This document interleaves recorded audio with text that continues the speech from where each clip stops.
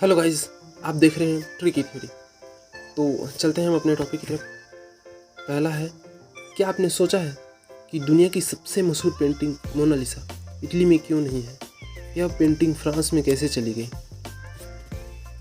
तो 1516 में Leonardo da Vinci France के राजा फ्रांसिस के इनविटेशन पर फ्रांस चले गए और अपनी पेंटिंग को मोनालिसा को भी साथ में ले गए और वहाँ भी पेंटिंग पर काम करते रहे।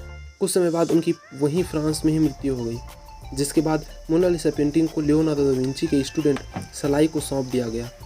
यह कहा जाता है कि सलाई ने यह पेंटिंग किंग फ्रांसिस को बेच दी। इसके बदले उन्हें 4000 सोने के सिक्के मिले थे। इटली पूरी कोशिश कर रहा है कि उनकी पेंटिंग उनके देश वापस आ सके। इटली के बहुत से लोगों का यह भी मानना है कि मोनालिसा को चुराया गया था, न कि फ्रांस के राजा ने इसे खरीदा था।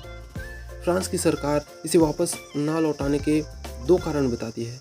पहला तो यह कि यह पेंटिंग बहुत पुरानी हो चुकी है और बहुत नाजुक है, इसलिए इसे कहीं भी ले जाना संभव नहीं है।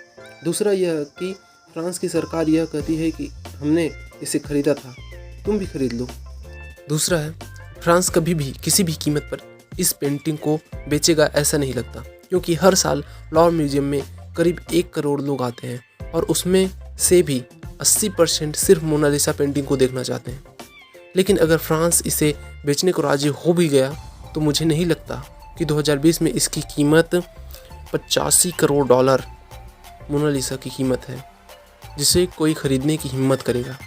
अगर इसे इंडियन रुपीज़ में देखें तो 64 अरब 45 करोड़ 63,50,000 रुपये इसकी कीमत है। तो मुझे नहीं लगता कि कोई इसे खरीदने की हिम्मत करेगा, और साथ ही फ्रांस भी इसे बेचना नहीं चाहता। तीसरा है, 1530 में किंग फ्रांसिस ने यह डिसाइड किया कि मोनालिसा उनके बाथरूम की दीवार पर से ही लगेगी, और किंग फ्रांसिस ने इस पेंटिंग को अपने बाथरूम की दीवार पर लगवा दिया। मोनालिसा को कई साल राजा के बाथरूम में गुजारना पड़ा। मोनालिसा कई साल बाथरूम में रही, इसलिए पेंटिंग को हीट की वजह से नुकसान पहुंचा था।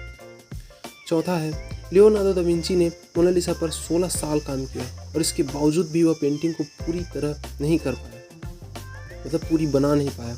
जो बात लियोनार्डो दा विंची को बहुत दुनिया का सबसे बेहतरीन आर्टिस्ट बनाती है वह यह है कि उन्हें अपने काम को लेकर हद से ज़्यादा पागलपन था, जुनून था उसके अंदर।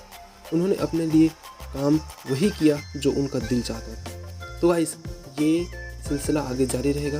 आप बने रहिए मेरे साथ और मेरे चैनल को सब्सक्राइब कीजिए और लाइक ज़रूर कीजिएगा।